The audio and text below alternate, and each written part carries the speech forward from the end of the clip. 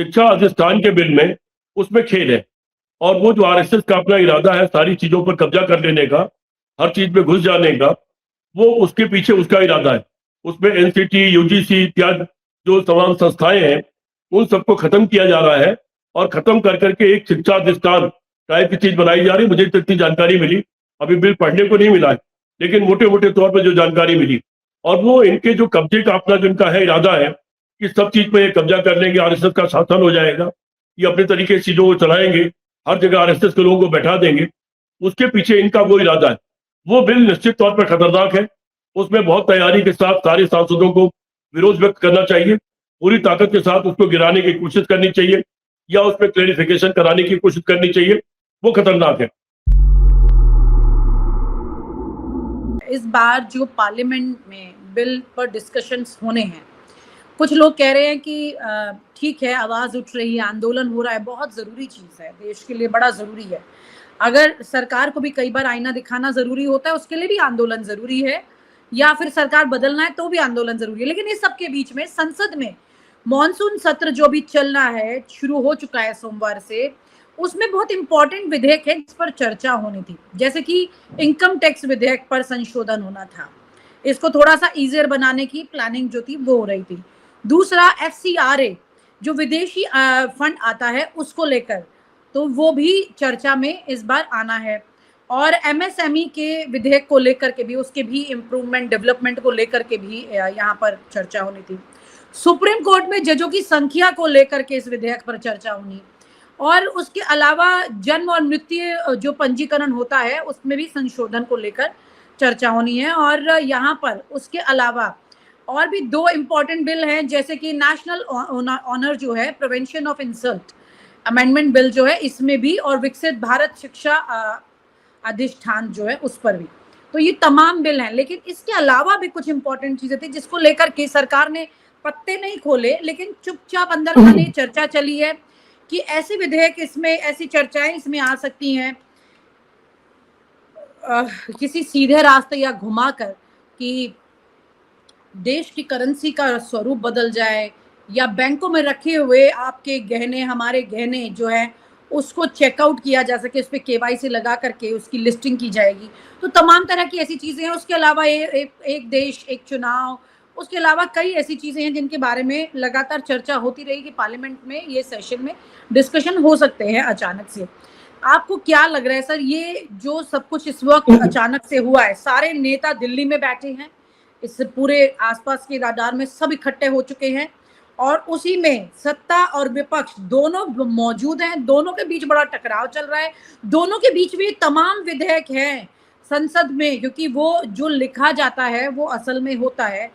एक दिन में हंगामा हुआ, 2 दिन में हंगामा हुआ, 60 दिन तक याद रहा नहीं याद रहा एक अलग चीज है, लेकिन जो लिखा गया वो कंफर्म हो जाता है। स्ट्रैटेजीज पर क्या कहेंगे सरकार की इस वक्त? रीता, दो तरह की चीजों की आपने बात किया। एक तो सामान्य और रूटीन विधेयक आते हैं और उसमें छोटे मोटे परिवर्तन होते रहते हैं, वो चाहे जन्म मृत्यु के पंजीकरण का सवाल हो, वो चाहे इनकम टैक्स का सवाल हो, वो विदेशी धन जो आता है देश में उसका सवाल हो। वो तो देखना पड़ेगा कि उसमें एंगल क्या है, क्योंकि मैं हमेशा, जब से भारतीय जनता पार्टी की सरकार आई है, मैं हमेशा चिंतित रहता हूँ। आपको ध्यान होगा कि महिला विधेयक आ रहा था तो आपकी हमारी बातचीत हुई थी, और मैंने आपसे एडवांस में, तब तक विधेयक आया नहीं था, और मैंने आपसे एडवांस में ये कहा था कि इसमें कोई न कोई पेच निकलेगा। आप देख लीजिएगा, महिला आरक्षण लागू नहीं होगा, भारतीय जनता पार्टी कोई न कोई पेच लेकर के आएगी, और वो पेच निकला और वो लागू नहीं हो पाया। तो इस तरह की स्थितियां रहती है बीजेपी की सरकार में। फिर भी जो सामान्य छोटे मोटे जो विधेयक हैं उनकी बात नहीं करता मैं, लेकिन ये जो शिक्षा अधिष्ठान का एक बिल लेके आए हैं, शिक्षा अधिष्ठान के बिल में उसमें खेल है। और वो जो आरएसएस का अपना इरादा है सारी चीजों पर कब्जा कर लेने का, हर चीज में घुस जाने का, वो उसके पीछे उसका इरादा है। उसमें एनसीटी, यूजीसी इत्यादि जो तमाम संस्थाएं हैं, उन सबको खत्म किया जा रहा है, और खत्म कर करके एक शिक्षा अधिष्ठान टाइप की चीज बनाई जा रही है। मुझे तो इतनी जानकारी मिली, अभी बिल पढ़ने को नहीं मिला है, लेकिन मोटे मोटे तौर पर जो जानकारी मिली, और वो इनके जो कब्जे का अपना जिनका है इरादा है कि सब चीज पे ये कब्जा कर लेंगे, आरएसएस का शासन हो जाएगा, ये अपने तरीके से चीजों को चलाएंगे, हर जगह आरएसएस के लोगों को बैठा देंगे, उसके पीछे इनका वो इरादा है। वो बिल निश्चित तौर पर खतरनाक है। उसमें बहुत तैयारी के साथ सारे सांसदों को विरोध व्यक्त करना चाहिए, पूरी ताकत के साथ उसको गिराने की कोशिश करनी चाहिए या उसमें क्लेरिफिकेशन कराने की कोशिश करनी चाहिए, वो खतरनाक है। बाकी जो आपने जिक्र किया और चीजों के बारे में, जो परिसीमन विधेयक है, उसका विरोध तो पूरे देश के पैमाने पर हो रहा है और उसको अगर जबरदस्ती लादने की कोशिश हुई तो हो सकता है कि ऐसी पार्टियां भी जो आज एनडीए का साथ दे रही हैं, वो भी कहीं उसमें एनडीए के खिलाफ खड़ी हो जाए। मैं ऐसा मानता हूं, क्योंकि वो लोकतंत्र को खत्म करके तानाशाही लाने के रास्ते की तरफ एक कदम बढ़ाने का वो तरीका है। और निश्चित तौर पर सब अनुभवी नेता है, चाहे चंद्रबाबू नायडू हो, चाहे नीतीश कुमार हो या तमिलनाडु के हमारे डीएमके के साथी हो, सारे अनुभवी लोग हैं और सब लोग ये जानते हैं कि आरएसएस का और बीजेपी का इरादा क्या है। वो परसिमन बिल उस तरफ की उस दिशा में चलने वाला एक बड़ा और मजबूत कदम है। निश्चित तौर पर उसको रोकने की कोशिश होगी और ऐसा कोई भी बिल अगर आएगा जो लोकतंत्र को आघात पहुंचाता हो तो निश्चित तौर पर उस पर बहुत मजबूती के साथ इंडिया गठबंधन के लोग लड़ेंगे और विरोधी दल जितने हैं वो सारे लोग लड़ेंगे और लड़ करके उस विधेयक को रोकने की कोशिश करेंगे। जी विनीता। सर क्या होता है कि जब संसद चल रही होती है तो उस वक्त ये तो वो विधेयक हो गए जिसका जिक्र मैंने किया, कुछ एक दो ऐसी प्लानिंग है जो कि पर्दे के पीछे की है और कई बार अचानक से टपक के आती है, क्योंकि अब संसद में उसकी प्रोसीडिंग के अलावा भी बहुत कुछ हो जाता है जिसकी शिकायत अक्सर विपक्ष करता रहा है कि आपने ये प्रोसेस से नहीं किया, आपने इसको तरीके से नहीं लेके आए। तो ये वाली इसको चाणक्य बुद्धि कहें या कोई श्रूड बुद्धि कहें, जो अचानक से चीज़ों को लेके आना, फिर चेंज ओवर दिखाना, फिर कोई बड़ा बदलाव दे देना और डाइवर्जन ऑफ न्यूज़ हो जाना, उस वक्त में बहुत सारी प्लानिंग होती है। नहीं, ये इन्होंने किया है कि पहले 100 से ज्यादा सांसदों को बर्खास्त कर दिया, फिर कुछ चीजें पास कर दी, तो अब वो स्थिति तो नहीं रह गई है। विरोधी दल पहले कमजोर हुआ करते थे, अब विरोधी दल में इनकी संख्या में बहुत कम अंतर है। अब वो नहीं कर सकते कि अचानक सांसदों को बर्खास्त कर दें, न ये कर सकते हैं कि हंगामा शुरू कर दें उनके लोग और हंगामे में एक बीच में अचानक लोकसभा अध्यक्ष या राज्यसभा के सभापति वो किसी बिल का अनाउंस कर दे कि इस बिल को हाँ कहिए या ना कहिए, तो और हाँ और ना में हाँ को पास हुआ और करके पास कर दे। वो स्थिति अब रह नहीं गई है और लोग भी जागरूक हैं, लोग इसमें चौकन्ना है, इसीलिए सारी पार्टियां 3 लाइन व्हिप जारी कर देती हैं। जब भी ऐसी कोई संभावना होती है कि ऐसा कुछ हो सकता है तो 3 लाइन व्हिप जारी हो जाता है। दूसरी जो बड़ी चीज हो रही है वो ये हो रही है कि इंडिया गठबंधन की जो फ्लोर मीटिंग है वो रेगुलर करीब करीब रोज हो जाती है या हर दूसरे तीसरे दिन हो जाती है। खड़गे साहब जो नेता विरोधी दल सबसे सीनियर है राज्यसभा में, उनके यहाँ पर फ्लोर मीटिंग आए दिन या करीब करीब रोजाना हो जाती है और उसमें रणनीति तय हो जाती है। दूसरी बात, कोई लोग भी अनजान नहीं है, सरकार के अंदर जो कुछ भी हो रहा होता है, आपको ध्यान होगा राहुल गांधी ने एक बयान दिया था, उन्होंने कहा था कि अब तो सरकार और संस्थाओं से लोग मुझे सब बातें बताने लगे हैं और ये बात नरेंद्र मोदी को भी पता है कि मुझे सब कुछ पता है। ये बयान उनका कई बार 3-4 बार दिया हुआ, आपको याद होगा। तो अंदर से भी चीजें अब निकल करके आने लगी हैं। जो लोग अंदर संस्थाओं में बैठे हुए हैं या अधिकारी लोग बैठे हैं वो भी भारत के नागरिक हैं, उनके भी बच्चे परेशान हैं, वो लोग भी महंगाई से परेशान हैं, इस तरह वो भी इस सरकार से परेशान हो चुके हैं। तो अब वो जो सिस्टम होता है, जब वो खुद भी अंदर से परेशान होने लगता है तो वो विपक्षी दलों को सूचनाएं देता है, उनको बताता है, उनको आगाह करता है और विरोधी दल उसी हिसाब से अपनी मजबूत रणनीति बना लेते हैं और पूरी मजबूती के साथ खड़े हो जाते हैं सदन में। और जब इतनी बड़ी संख्या विरोधी दल की 200 से ज्यादा हो और वो जब मजबूती से खड़े हो जाते हैं तो किसी अनाप शनाप किसी बिल को मनचाहे तरीके से पास करना इतना आसान नहीं होता है। मेरा तो क्योंकि शोध कार्य जो पीएचडी है जिसमें मुझे संसदीय पुस्तक पुरस्कार भी मिला हुआ है डॉक्टर कश्यप साहब के साथ, वो संसदीय कार्रवाई पर भी है, उसी के ऊपर मेरा शोध कार्य था जो किताब के रूप में छपा है, संसद और विपक्ष। तो इसलिए मैं उसके बारे में जानता हूँ। वो काम इतना आसान नहीं होता है।